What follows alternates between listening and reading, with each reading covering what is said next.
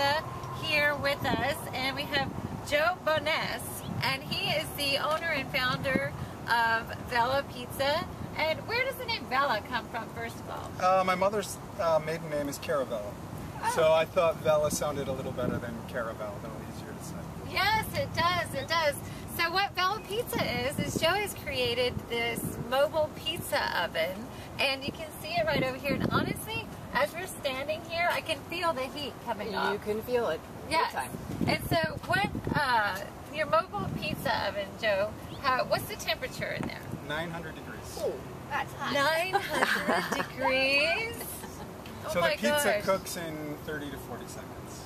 The pizza cooks in 30 to 40 seconds. And that's what gives it that fresh flavor, because it's almost like a pancake. It just wants to explode in there and stays light, airy. Think of something that goes in the oven for 10 minutes. A traditional pizza, it's just sitting in there baking minute after minute after minute. This goes in and it's cooking on every direction, done, 30 seconds. Wow! So that keeps it light and airy yet crispy and healthier. It is healthier. Why is it healthier? It's only farm fresh ingredients, fresh mozzarella. If you stick with good ingredients that are healthier than processed foods and things that are made in season, of course your end result is gonna be a healthier pizza. Right. Okay, so our pizza has gone in the oven, and wow, so look at it pop up in there. Actually, in there. Okay, so why did you come up with the idea to do a mobile pizza? Well, I actually did see a mobile pizza oven about 10 years ago in Seattle. I lived in Seattle for about 10 years, and then lived in San Francisco for another 10 years, and always had the idea in the back of my mind for seeing it that first time. And the one that I saw in Seattle was was more of a homemade, not quite professional, the traditional Neapolitan pizza. So I thought, by taking all the experience I gained in San Francisco working with great chefs in the city after graduating from the Culinary Academy, I thought if I take this fine dining experience that I have and combine it with something simple but using quality ingredients, you would have something that people haven't experienced before. Right, right. Wow. That really did cook fast. Really fast. Yes. Okay, so we have our fine. Now you're going to put the basil on, because if you put it in when it's in the oven, then it just gets obliterated.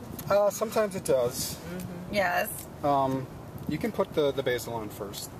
That's fine. Now these are all farm fresh ingredients. Yes. I typically buy everything from farmers markets, because the idea of a farmer's market is that you don't have to go to all these different farms. The farm is kind of coming to you. Now, so you have some asparagus, we have heirloom tomatoes. What are these cute little guys? Those are pepperdew peppers. They're sweet. Okay, and those are fresh ones. Yes. Because I've seen them roasted or sometimes in jars and everything. So and I like to finish with. Sure, please. Go ahead. You like to finish with what? Like today, we're going to finish with pecorino cheese, which is a sheep's milk cheese, and I think it gives you more of a earthy flavor. Well, you could do just about anything. Wow. We have fennel, we have prosciutto. Those are sweet and they're a little bit spicy. Are your eyes watering?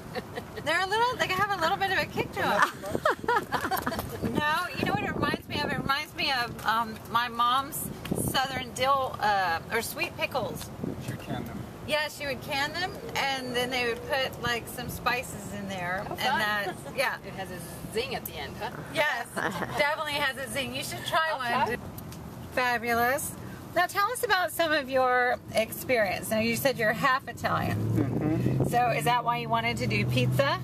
Not really. I started I loved quality food, and when you go to a restaurant, you can tell if the chef is at the restaurant or if they're taking attention to the things that they're making. Why are some restaurants better than others? So I've never ever worked in a restaurant that a bag was open and something was, just warmed up and heated and served to the customer.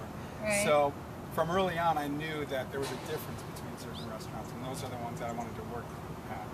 So I had to go to culinary school, went to culinary school, then worked at the Ritz-Carlton for 3 years. Is that all in this area? It's in San Francisco. San Francisco, not a bad place. No, not a bad place. Yeah. And so I just wanted to surround myself with good food. So That's a good goal to have. Yes. Okay, now this was your traditional pizza crust. Correct. Okay. And so can you just tell us if we want to do, we're going to have you come see us, but if we wanted to do a pizza at home, kind of what are the essential ingredients that I'm interested, because I worked in a restaurant in Italy for a bit and they had their version of pizza dough. So without giving away all your secret ingredients, right. can you kind of share with us Sure. what your favorite pizza dough is? Sure. Well, there is no real secret. I mean, the Okay. secret comes kind of with the handwork and everything, working with the dough and working with your products. The dough is very simple, and I can tell you exactly what the recipe is. Okay. So it's 00 flour. All right, what's 00 flour? It's a more glutinous flour. More glutinous, so it's more going to have more It's more of a cohesive, chew, more elasticity. Correct. Okay. So 00 flour, salt, yeast, and water. Salt, yeast, and water. Okay, so at the restaurant that I worked in Italy, they used to put a little bit of honey in there. Okay, well, the honey is a sugar that's going to speed up the activation of the yeast.